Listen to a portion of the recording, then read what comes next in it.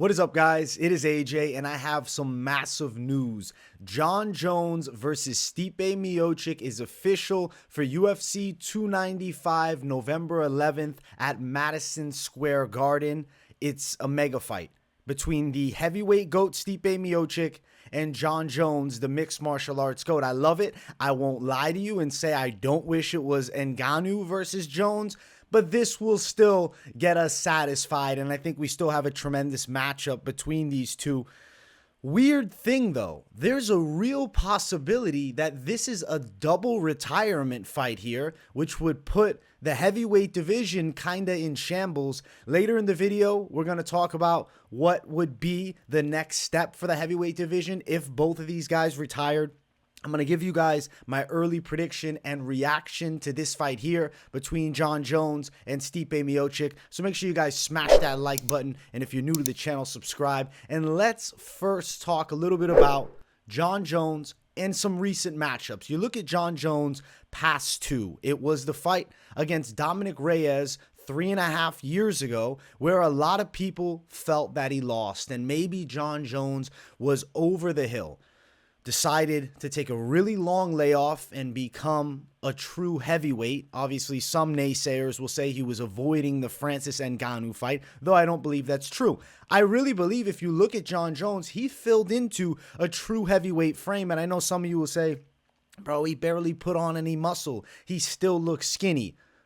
It's not easy for some to bulk up and look like a damn bodybuilder, and I don't think that was Jon Jones' end goal anyways. He was looking to put on a little bit of muscle and some fat, but still wanted to be fairly slender. I mean, even at 248 with a bit of a belly, Jon Jones is fairly thin in his arms, in his legs especially, but I think that aids to his game. He's now at heavyweight, and he makes his debut against none other than Ciryl Gane, the guy who gave Francis Ngannou his toughest fight besides his obvious loss to Stipe Miocic. He ends up going out there and bullying Ciryl Gane. He submits him in the first round, in the first 2 minutes of the fight. It wasn't any bit close, and he really cemented himself as the baddest man on the planet, one-upping Francis Ngannou. Maybe he didn't get to fight Francis Ngannou, but he one-upped him by absolutely dismantling an opponent that Francis Ngannou had a split decision win over, and some people felt that Francis could have lost. So Jon Jones' stock is now through the roof. He's a heavyweight, a real heavyweight. On the opposite side, the opponent now is Stipe Miocic, who a lot of people have felt is the heavyweight GOAT. I'll even go as far to say at least the UFC heavyweight GOAT. Then we can, get into a crazy argument about Fedor, Cain Velasquez, what have you. Not going to do that in this video here. Stipe Miocic's past couple, right? He beats Daniel Cormier in their trilogy. He obviously 5 years ago was knocked out by him. He then goes and knocks him out in their rematch and then takes him out by a decision in their final fight. And obviously Daniel Cormier's retirement fight. Both guys have rivalry wins over DC. But then he takes on Francis Ngannou. Now it's 2 years and 3 months ago, but by the time this fight happens, it's going to be over 2.5 years ago since Stipe Miocic has fought. He took on Francis Ngannou. He still had okay moments and touched Francis in that fight, but Francis was able to eat a big strike and then follow up with a dynamite left hook that flatlined Stipe. And if you remember, Francis Ngannou was able to stop the Stipe Miocic wrestling game in that fight, something that in their first bout was not there. So obviously improvements from Francis and also Stipe Miocic. Could it be age? That's something we got to wonder. Is he slowed down in his later years? He was always known as a pretty quick heavyweight with extremely nasty boxing skills. And I would say if you look at the boxing skill set of Stipe, clearly better than Jon Jones. We never talk about Jon Jones as a great boxer in mixed martial arts. He's an amazing MMA mind with a great fight IQ, with tremendous range management and kicks, great clinch work, amazing wrestling, great top control, great jiu-jitsu. Jon Jones can do it all. The one area that I think he is weak at would be his boxing skill set. And where is Stipe strong? In the boxing. So in this matchup here, I will say there is a clear advantage in the boxing department for Stipe Miocic. That is where his goods will lie. If he can turn this into a boxing match, he has a chance to win this fight. Where is he going to be at a deficiency? Jon Jones can out-wrestle Stipe Miocic any day of the week. Now add into the fact Stipe hasn't fought 2.5 years, and I know Jon Jones took a long layoff too, but let's be fair. Jon Jones is 36. 36 at heavyweight, still a lot younger than 41 at heavyweight. Stipe Miocic is climbing up into that 42. He'll be 41 and a half by the time this fight takes place with a 2.5-year layoff. That's very concerning. I feel as though Jon Jones from the top position will have great success against Stipe Miocic here. Stipe is not going to be quick enough. In his prime, he would have been quicker. And this is, 5 years ago, this matchup is, I feel, a lot closer.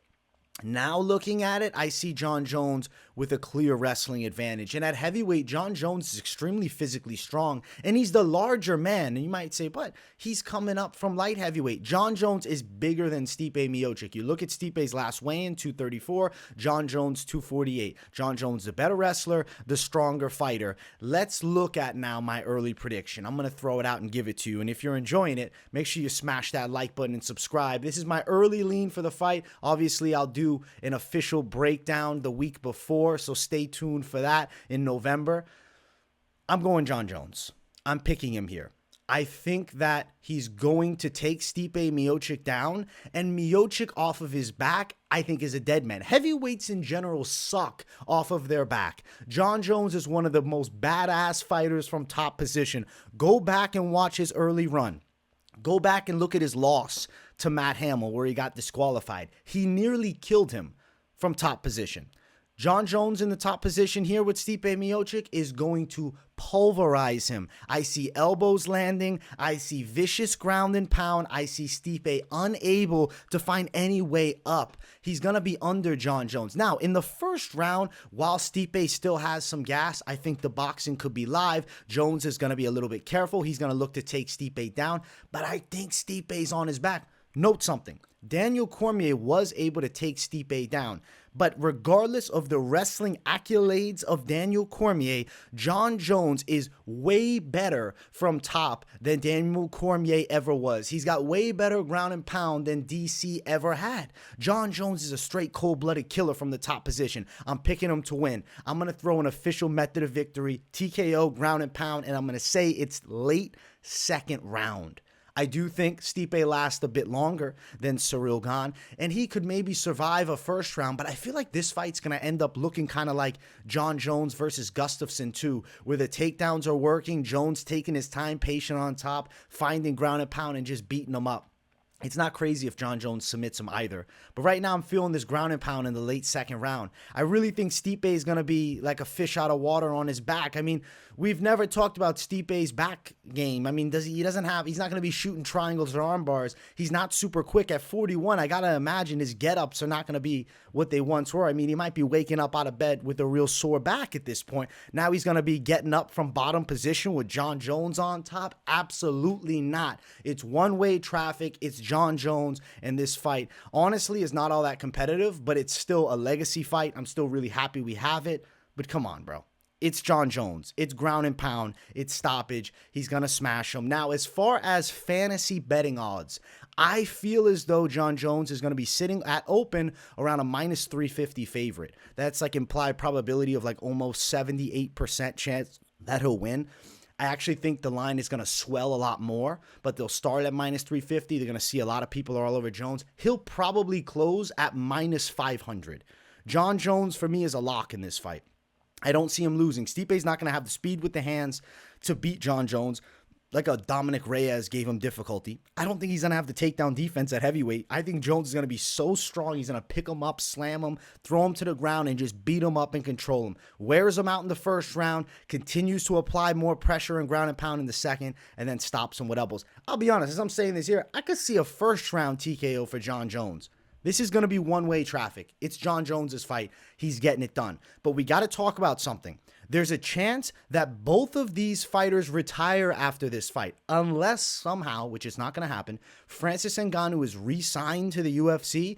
He's in PFL. He's doing boxing. There's news that he's going to be fighting Tyson Fury in boxing now. It seems pretty likely that that's going to happen. And that's why the UFC dropped this mega fight right before the Fury versus Ngannou fight's probably going to be announced. And I'll probably do an early prediction and reaction at some point next week for that Fury and Ngannou fight if it really does get announced. So I'll stay tuned on that one. Stay tuned for that one. But this one here, right, this fight now, if it's double retirement, it just fucks up heavyweight. Because now the heavyweight champ, Jon Jones or Stipe, is going to be out of the picture, and we got to find new blood to take over the heavyweight division. Francis Ngannou has a win over Ciryl Gane, who's definitely going to be somebody in the contendership, but I don't think the UFC is going to want to throw Ciryl Gane in there. I'm like thinking about who could be the potential vacant heavyweight title fight if it's true that Jon Jones or Stipe is not going to fight again. I mean, is there a lot to gain for Jon Jones fighting a risky fight against Sergey Pavlovich or a young up-and-coming contender of Tom Aspinall? Besides a paycheck, probably not, and they're high-risk fights, and why do it? He wants the Ngannou fight or nothing after this one, so I think he's probably retiring. I'm thinking about this, though. Let's see, right? Heavyweight division right now. Who is the name they want at the top? It's Sergey Pavlovich. So I know Pavlovich is going to be fighting for the vacant belt. It's going to be who is Pavlovich fighting against. If Jailton Almeida could get through Curtis Blades, he's a potential option. If Tom Aspinall bounces back and looks very impressive, and if Jailton Almeida beats Curtis Blades, because Curtis Blades does have, regardless of injury, a win over Tom Aspinall, I could see him getting pushed into a title fight even after just one win against Tybura. I mean, let's look at the marquee heavyweight matchups coming up right now, right? We have Jailton Almeida versus Curtis Blades. I'm going to early lean Jailton Almeida by sub. Jailton is now in that title picture. We have Tom Aspinall versus Marcin Tybura. I'm going to early lean Aspinall by knockout. Aspinall's definitely in the title picture. They want him in the title picture. A young heavyweight with the look, British too. They're dreaming of him as champ if Jon Jones and Stipe are out of the picture. We also have Ciryl Gane, Sergey Spivak. I'm super torn on this one. I don't know with this pick. I have to give you something, so I'll say Spivak by sub because Ciryl Gane's grappling is suspect, but I definitely could see Ciryl Gane stopping takedowns and beating up Spivak in the striking department. I'm hoping Gane wins that fight because I'm a Gane fan. I want Gane to win, even if I'm picking Spivak. So I'm hoping Gane wins. We'll see. Volkov versus Tuivasa. These guys are kind of a little bit farther out of the picture. It actually was just announced last week. And Alexander Volkov, I think, wins against Tai Tuivasa by unanimous decision. I think that's kind of a rough matchup for him. So I'm looking at all these names. And if all my predictions are correct here, we have Spivak beating a Gane, then you know what? Spivak ain't getting no title shot. We have Volkov beating Tuivasa. They're out of the picture. Ain't gonna happen. They're probably fighting one another. Jailton Almeida, he's either getting it or Aspinall's getting it, and it would be against Pavlovich. Pavlovich is the lock for the title shot, and then it's just about who's going to be the secondary. What's the other opponent? I think the UFC wants Aspinall, or they will be happy with Jailton. I'll say this, if Jailton submits Curtis Blades, there's a real chance we get striker versus grappler, Sergey Pavlovich versus Jailton Almeida for the heavyweight belt. And I kind of love that because it's new breed guys at heavyweight, and it's also guys who, besides obviously, Pavlovich lost his debut, but haven't lost in a long time, especially in the UFC. I mean, Jailton's going to be undefeated if he beats Curtis Blades. I like that fight. And then Tom Aspinall's probably one fight away and a potential contender. So I don't think heavyweight is dead with either one of these guys retiring. It's just going to be a rebuilding process, but we're going to have some new blood at the top that has a belt around their waist. It'd be interesting. Obviously, it would be better for these fighters' careers to beat someone with a great legacy like a Stipe, like a Jon Jones. That's probably not going to happen because I don't think Jon Jones or Stipe is looking to be, a name on somebody else's resume at their, it's not like accelerated age for Jones. 36 is young at heavyweight, but Stipe's 41. And if he does find a way to win, maybe they just book an immediate rematch, something like that, and they both stick around and they run it back one more time. That could happen.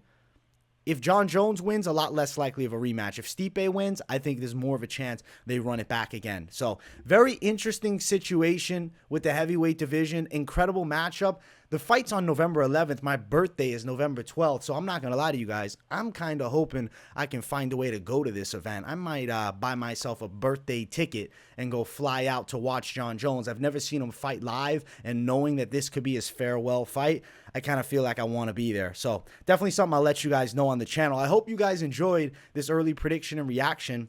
Make sure you guys smash that like button. If this is your first time on the channel, make sure to subscribe. I hope you guys are enjoying the daily content. And as I told you guys, I've been wanting to bring in more early prediction, reaction, news type videos. So I'm starting it off with this one right here. So if you enjoy it, definitely let me know in the comments. Drop a W in the chat to boost the algorithm for your boy. I appreciate you all tuning in. If you're watching this on Saturday, 6 p.m. Eastern time, I'm going to be live for UFC UFC 290, and I cannot wait for it. I appreciate everybody's support. Thank you all for watching, and I will see you all in the next one.